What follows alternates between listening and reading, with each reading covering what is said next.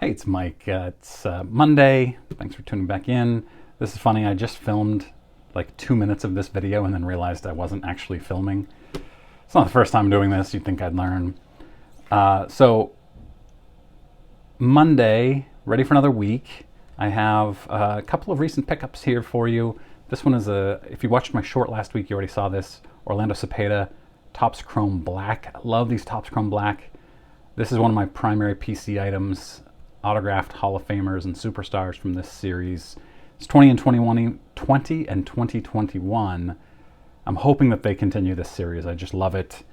I also pulled this out of a pack, Darryl Strawberry rookie Donruss card, which I didn't have somehow. I have some Strawberry rookies, but not this one. His other one, of course, this is 84. His other one would be 83 Topps traded. So my other primary PC item has been rookie autos. I love rookie autos.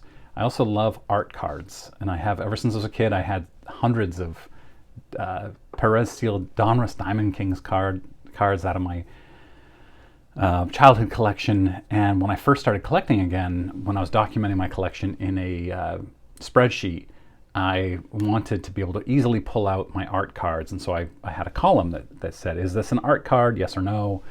Because I just love looking at them, and I thought at some point I'd do a video with all my art cards. And then ultimately I started thinking, why don't I love autographs and I love art cards. Why don't I collect Hall of Fame autographs on Diamond Kings cards? And before I really knew what I was doing, I decided I was going to start buying them and start sending them off on TTM.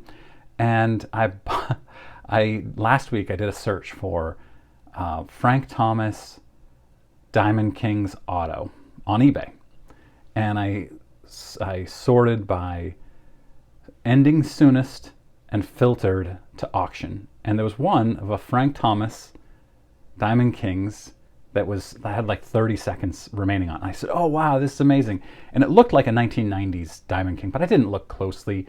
I didn't even read the title, to be honest with you. And I put in a bid. Boom! I won it. Won it cheap too. I was really happy. And I was looking at the tracking for it to see when it was due to come, because I thought it was due to come on Friday. And so this morning I was looking at the tracking, and I noticed that it said 2020 Frank Thomas Diamond Kings.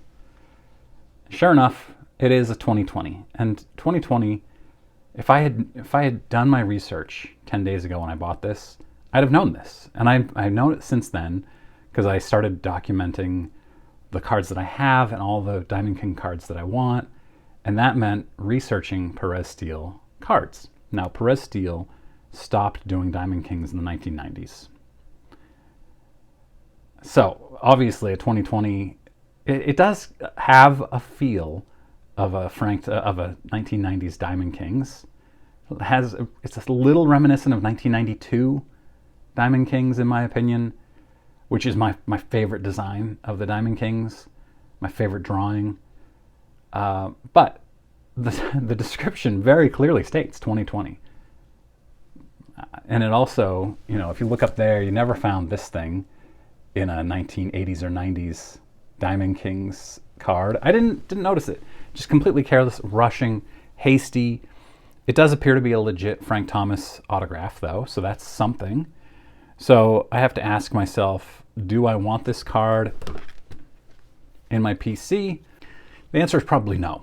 I love Frank Thomas. He's a Hall of Famer. But I don't love this. I love the Perez Steel Donruss Diamond Kings. So I think what I'm going to do, I have an order going off to PSA this month, I think, PSA DNA. I think I'll get this slabbed and authenticated, and then I'll sell it. I'm not going to make a big profit at all. If I break even on it when factoring in the grading cost and the amount I paid for this, I'll be happy. I'll probably make a $10 profit maybe. And then I'll turn around and spend that money on a couple more raw Diamond Kings cards. It's disappointing, but that's okay. I'm curious though, what stupid mistakes have you made? Actually, it's funny because Baseball Collector Mike did a video, I think a week or two ago, about a mistake he made in buying, and asked the same question, what mistakes have you made?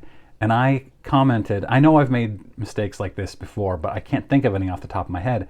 not realizing that I had one coming to me in the mail at that moment.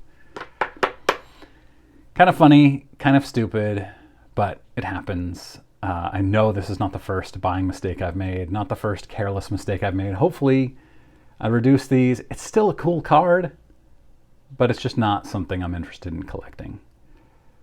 So, speaking of which, I am fully documenting. I've done a ton of research on Perez Steel in the past week. Donruss Diamond Kings, I've read as much about them as I can. I've documented all of the cards I want and all of the cards I have, which is very few right now. I only have like 3 or 4, as well as all the Topps Chrome Black autos that I want to collect and the ones that I have. I'm building a website.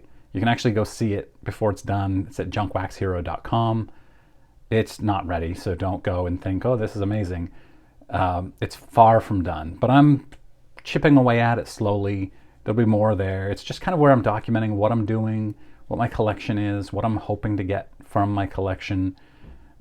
It's an easy way for me to track rather than having a spreadsheet. I can just quickly open up the WordPress document and see what I have and edit it really quickly. And anybody who's interested in what I'm collecting, you can very easily see that. Now, at some point I'd like to get to pictures of my cards and potentially selling some cards on there. I really hate selling cards. But yeah, I don't really know yet. But let me know, what are the mistakes that you've made when buying cards or selling cards? I'd be curious to hear. Let's commiserate together. Thanks very much for watching.